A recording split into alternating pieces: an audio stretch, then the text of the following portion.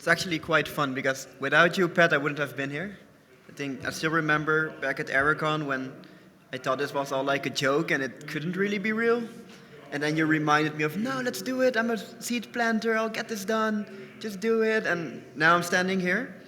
I'm really, really, really happy to present what we've been doing in Curaçao for the past 6 months. So I'll wait for it to load a little bit.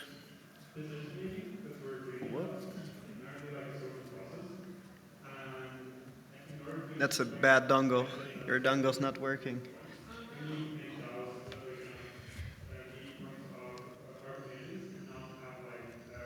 Let's see.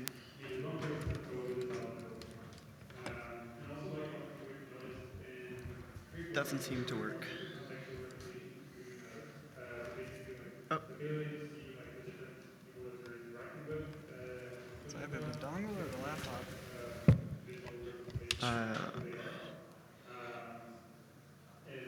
This always happens at tech conferences. Voila. Let's try not to move. Yeah. Awesome. So this is a picture of Curaçao. It's a Caribbean island where I come from. It's a beautiful, beautiful island, but we have a lot of challenges, and we hope to solve some of these with a DAO. So for a point of reference, this is where Curaçao is. It's in the Caribbean, in the southern part, just north of Venezuela. And the island consists of 160,000 inhabitants. It's about 70% locals and then 30% either Dutch or other outsiders, but they aren't really outsiders anymore. So the reason, because we have a lot of Dutch, is because we're a former Dutch colony. We became independent within the kingdom about nine years ago. So we're still figuring out how to be a sovereign nation and how to have your own identity. The good part about Curaçao and our past with the Netherlands is that we have a really high GDP compared to the region. We have very well-developed financial services industries offshore, and we have a lot of tourism, and we have a big oil refinery. Those are like the three main pillars of our nation. But the bad thing that already comes with it is a huge divide between the rich and the poor, a huge divide between the white colonists and the local population, which leads to a lot of distrust, in-group preference, nepotism. And because we're on an island and we're used to being separated from the rest of the world, we have a very inward-looking mindset, and we're not really seeing how connected the world is nowadays. So this year, and let's say the past 4 or 5 years, we have been running into a lot of problems. One of our biggest economic partners was Venezuela. Most of you might know what's happening there. So we lost about 20% of our GDP. A big part of that was because the oil refinery, which was operated by the Venezuelans, closed down, which took about 3,000 jobs from the 60,000 people labor force, which led to an unemployment rate of 21%. So we went from 13 to 21% in about 2 years. It led to a lot of internal conflicts and even more inequality, because a lot of people without a job now started to blame the people that do have a job for not reacting in an appropriate manner. And this only reinforced the outdated mindset of, no, we got to defend what's ours and keep everybody out and fight for our own Curaçao identity. So I wanted to reference a small part of the national anthem of Curaçao. It states, "Bang duna di nos parti, pa isla prospera, laga nos uni forza, pa sina triomfa," which in English means, let us do our part for the island's prosperity, and let us unite forces so we can all triumph. This sounds beautiful, but in reality, this doesn't happen at all. So when I first got in touch with DAOs and crypto in general, for me it was a salvation, because I was able to pour my talents into this digital realm and get resources out of it. I was able to follow my dreams, and I think this relates a lot to what we're seeing in Curaçao and how we could empower even more what's already happening there. So one of the big movements is that different small communities are now popping up. For example, permaculture communities and creative communities. Also, we have a next generation of quite tech-savvy people. Like most individuals nowadays, the teenagers grow up with Fortnite and selling things online, and they're used to it. And we have new sectors emerging. For example, the tech sector is now finally becoming a thing in Curaçao, which opens up a lot of opportunities. So why a DAO? If everything is quite going into the right direction already, why would we need a DAO? And it's mostly for this. We want to create an accessible ecosystem where different groups, races, and organizations can come together to contribute and benefit from the development of our island. So it's especially about lowering the barriers for collaboration. It's not per se about kickstarting, and reinventing the wheel. We just want to empower the people that are already doing good stuff and kind of keeping them safe from all the nepotism and corruption and all the other things that are holding them back. So we started a pilot in August after about 6 months of talking locally with the people, like, hey, would you be interested in something like a DAO? We organized the Curaçao Blockchain Week in April, where we organized a 2-day workshop about DAOs, and then we introduced the idea. And then in August, we launched the DAO with 3 main selling points to the local population. The first one being transparency. Having your decisions and your monetary policy written out on a blockchain is a big game changer for these kind of islands. People are used to having everything in like a black box and you have no idea what's happening. Nobody trusts the government. Nobody even trusts their own cousin with money. So having this all in a transparent way really creates a lot of trust. Then it's about the inclusivity. It's not about who you are, who you know. You're free to come up with proposals. You're free to participate in this discourse around different topics. And it's really, I mean, from a Western point of view, it might be easier, like, oh yeah, everybody can participate and be an entrepreneur, but this really isn't the case in Curaçao. It's quite hard to become part of something, and once you're part of something, you'll be peer pressured into only be part of that specific group. And then finally, it's about efficiency. We have a lot of outdated institutions on the island. We barely use digital products. We don't have mobile banking. We only have digital banking, which takes like 2 days. We don't have e-commerce. So there's a lot of stuff that's just much faster and much more efficient when using a DAO. So a couple of numbers from the pilot that we did. In total, we had 43 members, which all had voting power and all participated in the voting of the CuraDAO. We had quite a diverse group. Our youngest member was 16 and the oldest was 74, which is already quite interesting. When you see the crowd at normal tech events, it's like 30 to 50, 30 to 60, it's like a specific niche. But because we're focusing on things that everybody cares about, we get such a diverse group of people. So in total, we did 7 projects and distributed over $2,200 in the 6-month period. It was a total of 11 ETH. We did 6 meetups and 2 researches. So I have a couple of pictures of some of the projects. So this is Youth for Climate. It's a group of Curaçao teenagers who are a perfect use case for a DAO. Like a DAO is actually what they need. They told me they have been doing cleanups for 6 months. They worked with different institutions, but they haven't been able to get their t-shirts and their bags and their cleaning equipment because nobody really takes them serious. Everybody just treats them as, oh yeah, you can help us, and then you get a thumbs up and you go to school again and you do your things. They're too young to start a foundation, so they can't raise their own money. They're not rich enough to kind of pour in their own money. So they were looking for a solution where they can keep on contributing to what they're doing while not having to rely on the old system to kind of feed them with resources. So it took some time to onboard them. In the beginning, they were like, what are you talking about? And then like after the 3rd time, they're like, all right, let's do it. They submitted a proposal for about $300 to purchase different things like their t-shirts and cleaned up material.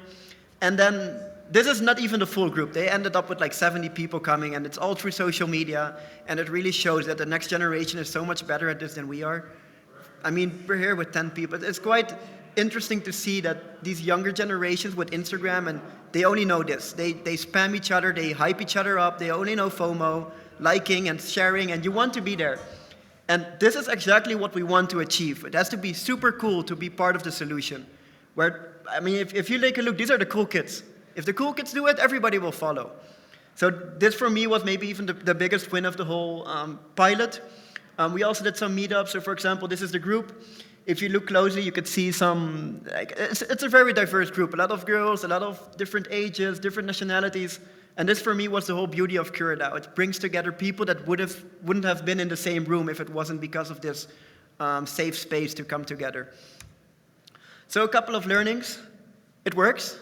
It actually does stuff.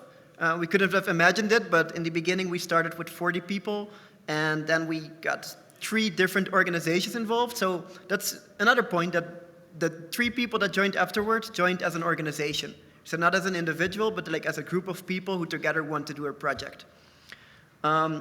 People and culture over tech.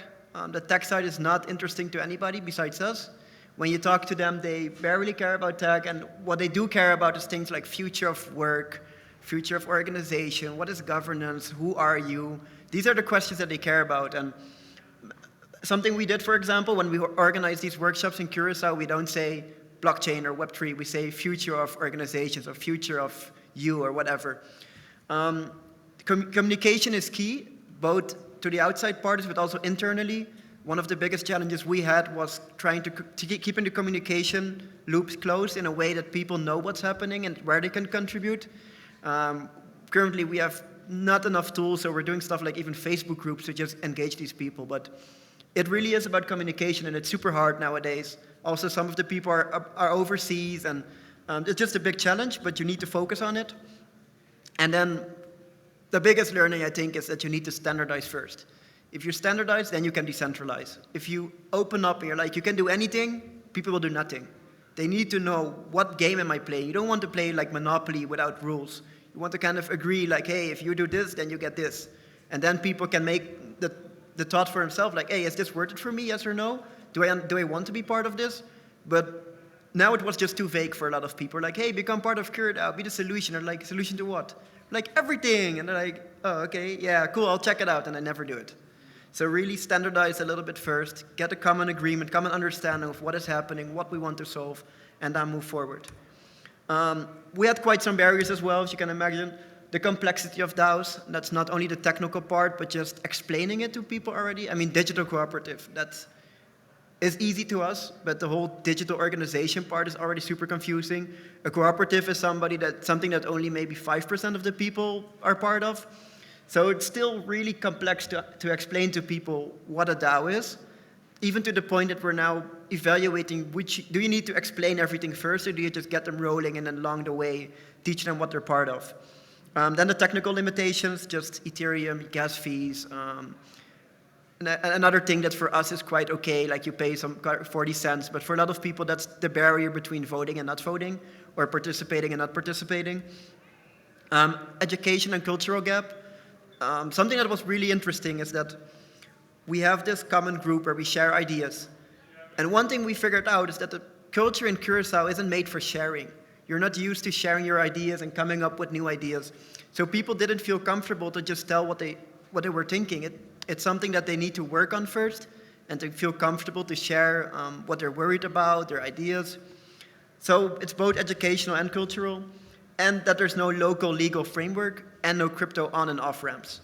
The legal framework is something we could easily avoid by just putting it onto, for example, in Vermont.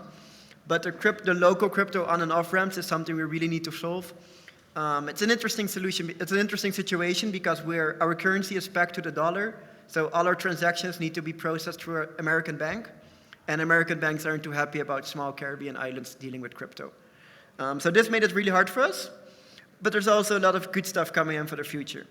So what we want to focus on is a better user experience. For example, translating into the local language, using currencies that are closer to their heart, so have their own unit of account of the local nation. So currently we used Ethereum, but that's super confusing. Explaining to a 16-year-old that doesn't even deal with dollars what this asset is, it's $300 worth, and they need to add like 0.4, and it just doesn't work. It needs to be mobile friendly, and we want to have better onboarding. Besides that, we want to have real impact. It shouldn't be all over the place anymore. So we want to have some formal partners, people that already know how to make an impact, so we can learn from them and learn together with them instead of finding everything out ourselves. We want to focus on the SDGs. How many? Do I still have time? 2 minutes? And we want to become data-driven, so we can actually make decisions on objective references instead of like subjective, oh, I think your idea is cool or not. And like I said, standardize. So I'll go a bit faster. One of the projects we're working on to fix the unit of account issue is creating a stablecoin for Curaçao. It's called CuraDAO. It's basically a fork of the normal DAI. So what you do is you lock up regular DAI, and then the contract allows you to mint CuraDAO at the same rate as the central bank issues guilders, so the local currency. The good thing, because our currency is pegged to the dollar, it's a fixed peg, so at any point you can just go there, lock your $1, mint your 175 guilders, and if you feel like you want to change it back, you can just send it back to the contract, mint your CuraDAO, and take your DAO out. Now there's a small transaction fee in the middle, about 0.03 cents for every CuraDAO that you mint, and this goes as a donation to the CuraDAO. And finally, this is what we're now brainstorming for a second iteration of CuraDAO. You can already see it's a bit more specialized, so in the middle it's just about reducing inequality and working together. And then more to the edges, you can have sub-DAOs, which are focused on specific real-world impacts. So for example, technology and entrepreneurship, or well-being. And even further than that, you can have smaller organizations or groups of people, like in the corner, Youth for Climate, a group of teens. They can also have their own DAO and their own organization, and work with multiple of these sub-DAOs to reach their goals. And then we're participating in a hackathon in Odyssey. It's based in Groningen on April 3rd to 5th. We still have 2 spaces left for our team. We're building a data commons, which collects the feedback from the local population, puts it into a data commons for people to use to build projects upon. So they can use the needs from the ecosystem to then build solutions that people actually need. Couple of suggestions. So connect the DAO to stuff that people care about. Don't connect it to something that you care about, but really look at what is the ecosystem needing. Provide a really smooth landing. And finally, just do it. Just DAO it. It's about learning and iterating. Nobody is an expert. Nobody knows what they're doing. So just get it started, and people will learn, and together you can get it rolling. So that was it. Thank you. I want to quickly thank Felipe for giving me the chance to speak today and organizing everything here. Thank DAOstack for supporting CuraDAO in this pilot. Their support has been amazing. If you want to contact me, Twitter, LuukDAO, or follow CuraDAO on Twitter. And if you want to donate, you can send ERC20s to curadao.eth. That was it. Thank you.